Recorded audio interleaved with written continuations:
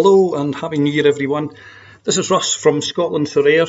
I thought I'd make this video based on one of the content charts just to describe it a little bit more and just to give you a little bit more extra additional information in relation to players on the chart, players that maybe just didn't quite reach the chart, etc. So the chart in question was for the Jupiler Pro League, which is the top flight in Belgium.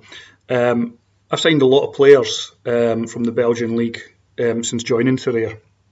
And I find it relatively good value, especially if you can get players that play in Europe as well. So the article that I created yesterday can be found on the scotlandsorare.co.uk website. If you're a first-time visitor to the site, welcome along. If you are someone that's basically looking at the video that isn't currently playing Sorare, by all means, we have an affiliate link on here that would be delighted for you to join with, like all the other content creators. New sign-ups basically simply can just click here, and I'll personally endeavour to give you as much support in relation to player advice, player transfer advice, high-scoring players, etc. And you will get access to a Facebook group that there's about 18 members in that I try and give as much sort of advice and advance information. All 18 members of the Facebook group are massively in profit based on I'm an active trader, but I also now win cards on a regular basis. Just to give you a quick overview and insight before I go into the actual article, I'm now in the position, as many of you know, I invested £2,250 in 3 separate instalments, 250 quid, then 1,000, then 1,000. I now have all that money back out via Sorare to Kraken and then Kraken to Starling bank account. So I'm now in the position that I'm actually playing the game for free with a gallery that arguably on a good day somewhere worth around about sort of £20,000 to £25,000. So absolutely delighted. I've managed to do that by learning quite a lot of the game myself, using my own football statistical analysis that I've been involved in for years through fantasy football leagues, sort of media work, etc., and helping clubs and quizzes, etc. However, where we are now today is that I'm looking basically to try and get the best value for money for my followers and obviously for myself.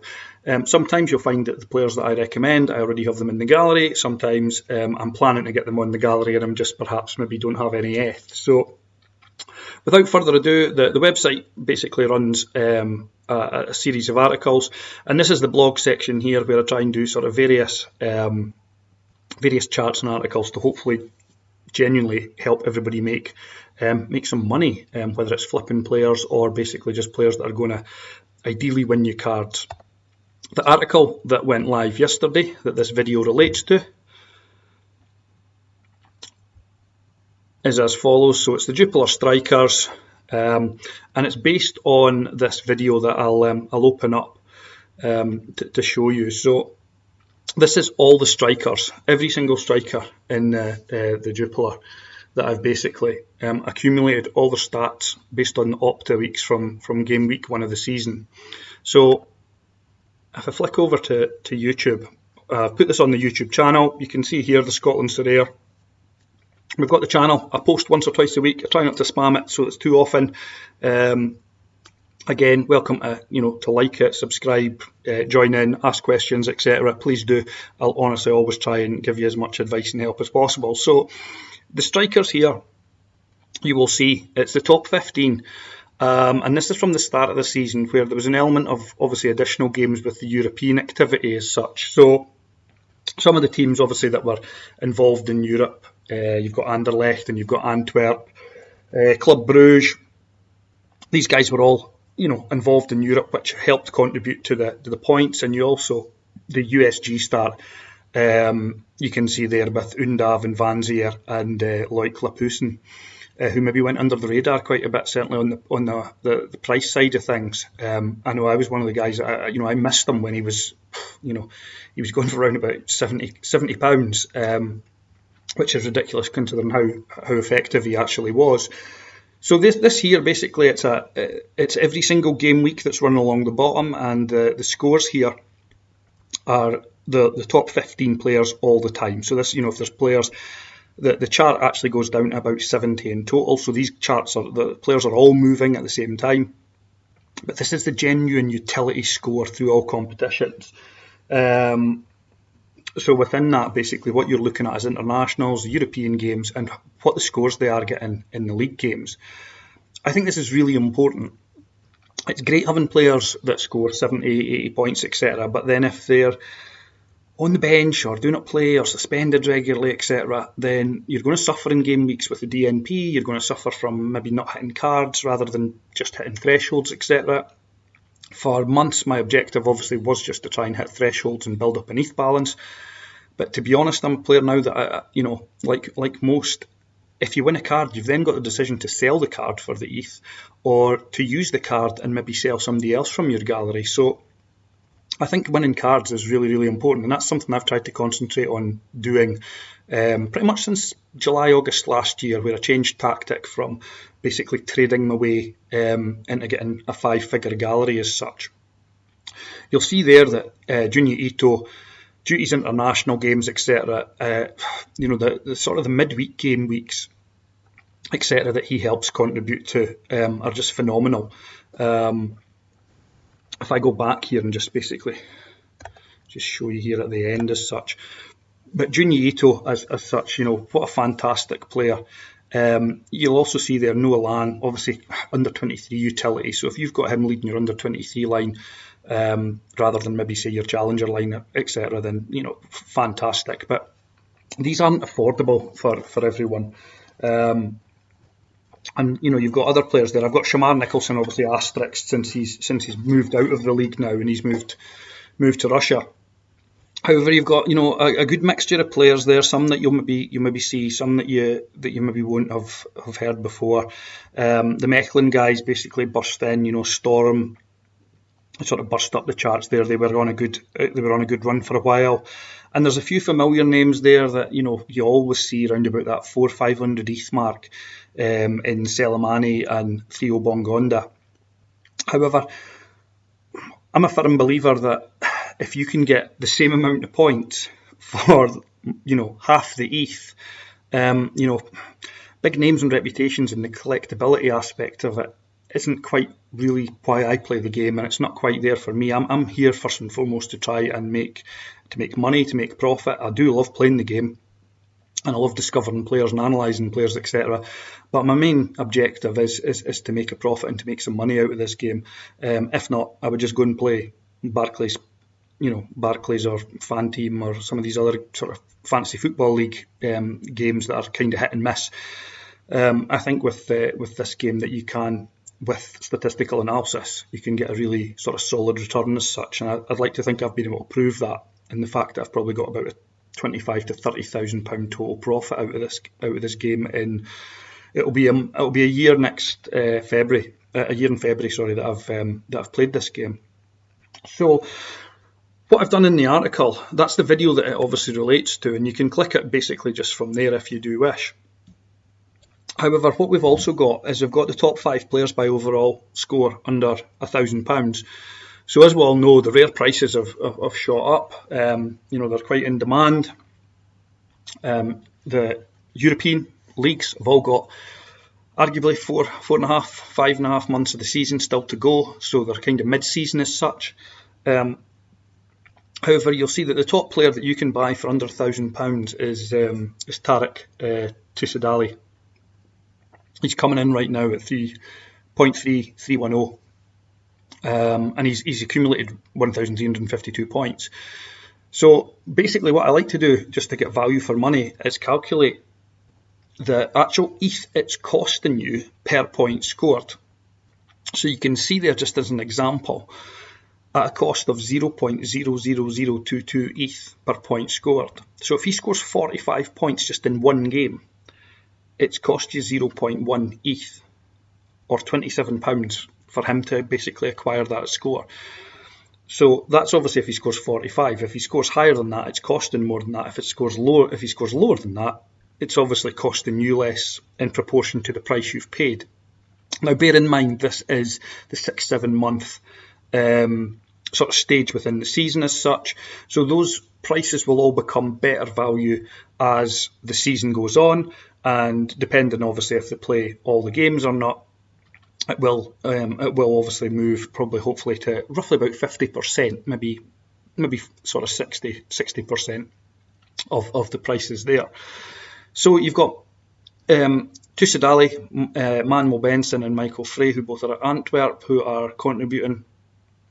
And then you've got Prevoljak and Paul Onuachu, who's been linked for quite a while with moves away, but possibly isn't going to be moving away. Those are the top 5 players that you can buy for under £1,000 based on overall score. So that's complete utility on the market. Top 5 players under £500, you'll see you've got Voss in, and you've got a whole list of others there as well. Thierry Ambrose was a sort of later release in the game as well, so he's now available as well. And again, you can see that I've worked out that the ETH per point score that you're paying, so that's actually what you're actually paying as a contribution. So, I've tried to kind of work this out so that it shows you the best value. So the player with the asterisk of best against them genuinely is, the best value player at this current time at the moment. So you'll notice here that I've tried to. It's getting really, really hard to get players for a budget, and with all due respect, the prospect of signing guys that are sort of 33, 34 years of age in the European leagues isn't as appealing, say perhaps, as the Asian leagues or the leagues in America, where players tend to play on just a little bit, just due to the pace of the game, etc. They play on for a little bit longer in their careers normally. Obviously, a lot of you all know that, in the fact that many players will go and settle and play their last couple of years. Iniesta going to Japan, for example, the amount of players that have all gone to the MLS, etc., or South America to play out their final years, where maybe perhaps it could be argued that the pace of the game is a little bit slower and it's a little bit easier on the body as you get older. However, that's not to take anything away from those leagues, obviously. So what you've got here is you've got your players there as well, the top 5 ones that are under £250. I think Mahrez is pretty good value. He's not in the best of form at the moment. However, he plays.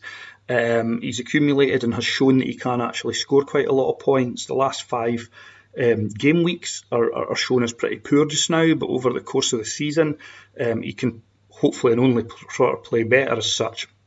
You've also got Alejandro Milan as well that has come on quite nicely, and he's obviously proven quite good value. However, one of the last things that I want to kind of look at without overcomplicating this, so this is from the charts. This is the video chart that was on YouTube here. So this is the players ranked by value. And this is, if I was going out to buy just now with a sort of blank checkbook as such, this is the best value player that you can get for the points return. So if you're not working on an unlimited budget, where you can just go and buy anyone. So if you buy anyone, you're just going to buy the top players on the chart. That makes perfect sense. But if you're trying to work it within a budget as such, we've all got different budgets, and the budgets change week to week as we buy and sell players. So what you want to do is you really want to look and see at your budget level what the best player. So the sort of way that I look at it is that I want to spend the minimum amount of ETH for the best or the maximum amount of points possible. It just makes perfect sense to me. So you'll see there that you've got Prevoljak and Benson, who are at the very top of value. They're not the most expensive cards in the game, but they are ahead of players like Ito and Storm. I had Storm myself up until recently. Fantastic card that returns good scores. However, you've got cards that are just behind them in scores, and it's not too much of a considerable difference. These are players that are within 100 points overall over 6 months, or 200 points over 6 months. You've got a few players that are really quite expensive. Bongonda, Dompe, Selemani, they've all been promising to deliver. For years now. They've all been linked with moves away from the league, etc. as well, and bigger moves. However, they're all still there, and I would argue that they're maybe slightly overpriced. There's lots of managers have them. They seem to retain a relevant amount of value through popularity. However, there are better players for cheaper money. You'll also notice you've got Van Zier and Undav as well that both came up. Both in-demand strikers, probably because of their rarity, and their uniqueness. I think Vanzier was in the game last season before the cards had been released. And he was, you were able to pick him up, I think, round about the summer, just before the team were promoted for a relatively good price. It certainly wasn't 0.560.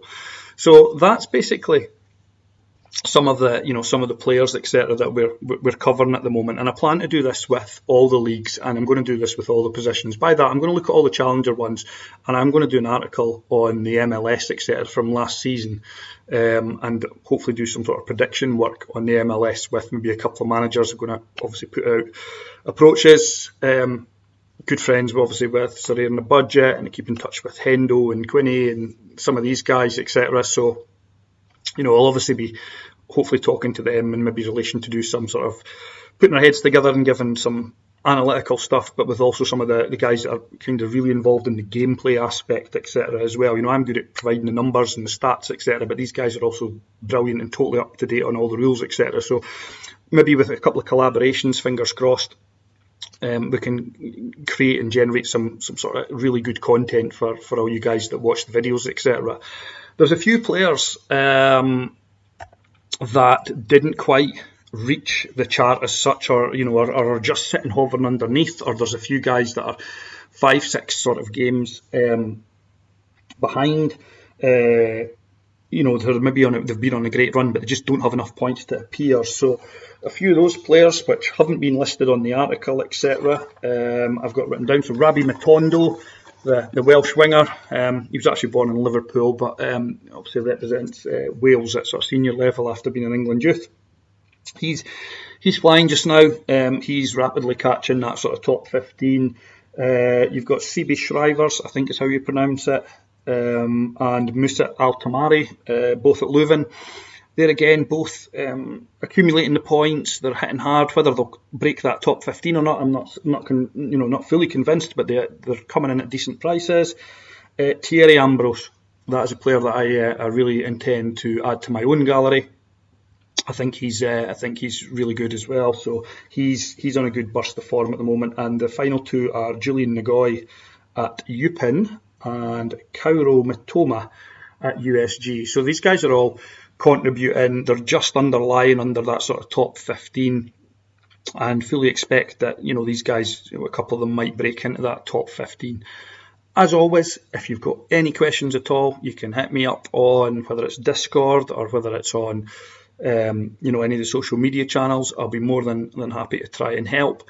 I hope that explains a little bit about how these charts work. We've got lots of charts on the YouTube channel. We've got the goalkeepers for both the Jupiler and the Eredivisie as well. So, there will be midfielders and defenders added to this, and then I'll do the Eredivisie.